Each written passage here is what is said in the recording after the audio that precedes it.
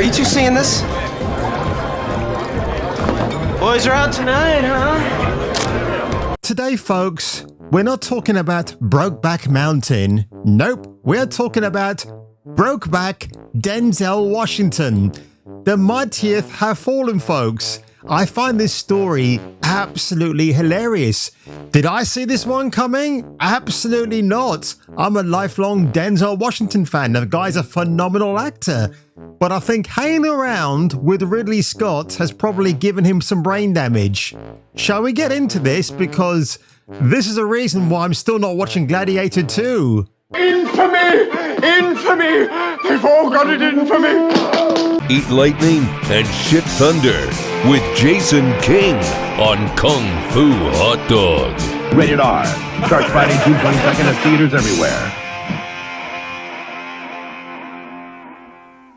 Now, courtesy of CNN Entertainment, folks, because CNN are an entity unto themselves, have not just been the only outlet to report on this, but Denzel Washington says that a same-sex kiss was removed from Gladiator 2. Why? Well, I've got a simple reason for that, folks. Now, the thing is, Ridley Scott used to be a really great director. I used to laud upon him that he was awesome. Did you know that the first Alien movie is meant to be a queer movie? I don't see that at all, but I guess with the imagery from H.R. Geiger, maybe that set people off in the wrong direction. Then again, what Alien movie were you watching, you weirdos out there who bow down to this strange nonsense? And look, in the first Gladiator, where Russell Crowe meets up with Xiaomon Hanzu's slave character, now seeing him interacting with Maximus Decimus Meridius, it was a great screen couple that were very heterosexual, right? And no one had a problem with Xiaomon's casting in that movie. I didn't. Why? Again, Denzel's inclusion in this, maybe not problematic, but it might not make that much sense, but whatever, he's there. And yeah, probably again, if he's part of the Roman Empire, ruling over said Rome, of his color, that probably doesn't make sense in the grand scheme of things. But honestly, this story is so funny because you would not think that someone like Denzel would actually bow down to this. But in an interview to promote Gladiator 2 with gaiety, and let's just go over, folks, to that actual interview itself, hasn't had much of an interaction, which I find very odd for a channel with 51,000 subscribers. But this is Denzel, who quite clearly doesn't look like the same based man you know him to be. Took it. They cut it. I think they got chicken. I loved the film. I wore rings. Of course you love the film, love. I mean, you have to say, look at that. Look at that dumbass pose.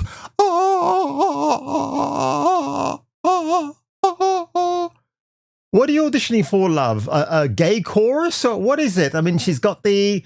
I mean, she should get lambasted for not having the full colored spectrum of the rainbows for the LGBT mob out there. I mean, awful woman, awful.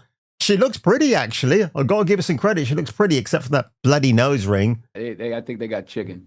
I loved the film. I wore rings, Stop it. And, inspired by your character. Yeah, I see you got all 10 fingers. There you go. Oh, yeah. Oh yeah, double sometimes, you got to get them all in. Like every time. What about the earring game? Oh yeah. Oh yeah. Okay. Right. I mean, not yours is probably your game is probably better than mine, but yeah. I'm trying to be as cool as him because really he's very cool. And I wanted to get started in a recent Q&A that you did. You mentioned. Well, look, at least she's a white chick, not saying. If this was a black chick who was LGBT, she'd be like, oh my God, Denzel, you're representing me on the big screen and I had to go out of there. But at least with this Caucasian woman right here, she's like, yeah, your character inspired me to bring up the jewelry myself. And your excitement to work with Ridley Scott and that he was a big part of you wanting to be in this film. So I'm curious, is there any other directors that you would sign on to a project in a heartbeat if you saw their name? You mean in a heartbeat? I've been having great conversations, or I've had some great conversations with Paul Thomas Anderson and Steve McQueen, Ryan Coogler, all great directors. Quentin Tarantino? I don't know. I would love to work with He doesn't like Quentin. I forgot. Absolutely. I can't wait What's with the to see poses? something in the What's future. with it? What's it? Oh, hello. Denzel, are you getting ready for an affirmation of some kind? What's going on with the strange? This guy's a great actor. Don't even get me wrong. I mean, good grief. The day he passes away, it's going to be a sad day in Hollywood, folks. But holy hell, man, what's going on? He's lost a bit of weight as well. I can't say it looks good on him. Absolutely. I can't wait to see something in the future. And you work alongside Paul Mescal, and I have to ask, is it difficult being tough and sometimes ruthless to him when he seems like such a sweetheart? Your character has to kind of get into him sometimes. By the way, I'm wondering if the same-sex kissy-wissy scene was with a white fella. I'm wondering if that's what it is as well. You're being a little sensitive. He's a sweetheart. He's not a sweetheart. Denzel, this is the gayest video I've ever made, folks. You tell him. No, I'm supposed to kill him. He's a sweetheart. That's what's wrong. That's what's wrong. This world. No, I'm sorry. What was the question? You said what? You said, was it hard to want to kill him because he? Yes. Was it hard? Oh well, there you go. There's a spoiler now. I want power. I don't have to go watch the film anymore. I want it all. So no, it wasn't hard. Well, no, I can't give it away. Dens, can you stop leaning into me, Dens? We'll have to see who wins in the end. But you were on your own side. I love to see that. And your character makes a few remarks throughout the film about having a relationship with other men in the film. So I wanted to ask, how gay is the Roman Empire? Oh, so the entire gay. empire, or I actually kissed a man in the film, but they took it. They cut it. I think they got chicken. I was going to ask because I just heard about the Paul and Pedro forehead kiss that apparently got cut. Pedro Pascal. Wow. I'm not sure about that one, but yeah, I kissed a guy full on the lips, and I guess they weren't ready for that yet. Oh man. Well, I killed him about 5 minutes later, but I mean, it's Gladiator. It's Gladiator. It's the kiss of death. And which is probably going to be the tagline that sums this movie up. I mean, that's hilarious. Right, okay, don't need to go back to that anymore. Let's just bring my face back up to this moment here. Oh, Gladiator 2. Ooh, the phallic symbol you didn't know you wanted. I'm going to say this much regarding this. It's a funny story. It is. And the reason why that they removed offending same-sex kissy-wissy scenes because the movie had its premiere, I believe, on Wednesday in London, where His Royal Highness from the very woke royal family attended, and Denzel was there. So it would make sense to remove that because you don't want to offend His Royal Highness, who's in his 80s now. And he's like, he wouldn't be able to handle two men locking lips on the screen. So that's why they've removed it. I guarantee you this scene will be reinstated for the director's cut for Gladiator 2. It will happen because Ridley Scott always does that to appease the fans or real avid movie enthusiasts, right? So that's what's going to happen. And I mean, look, between Ridley and Tony Scott, Tony was always my preferred director, and it's sad that he took his own life as well, but I understand why he did it.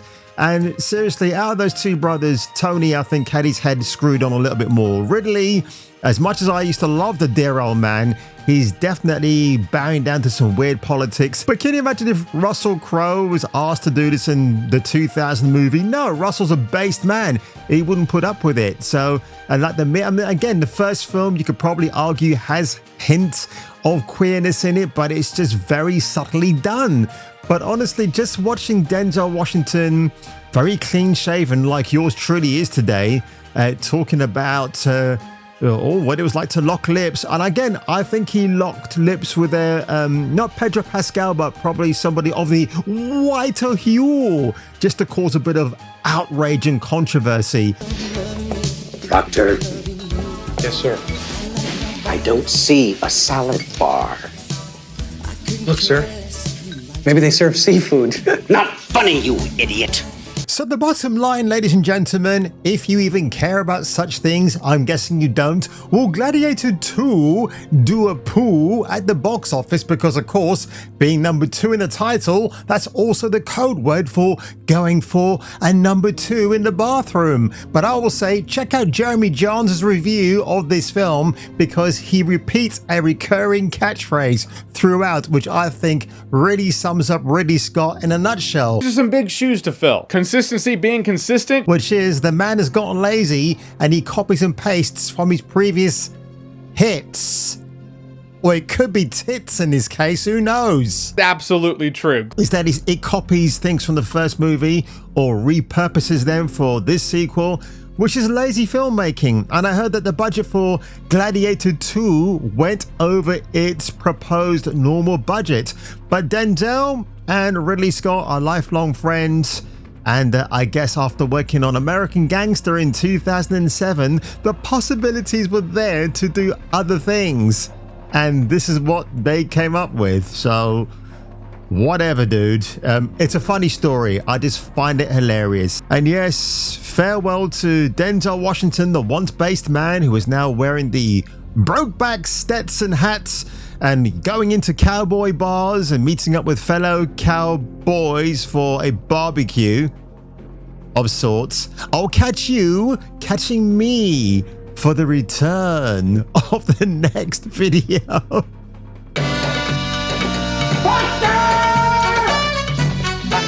I don't think cutting-in's allowed, sir. Nice collar. Don't let your dreams be dreams. Dream of me. I'll make your dreams come true.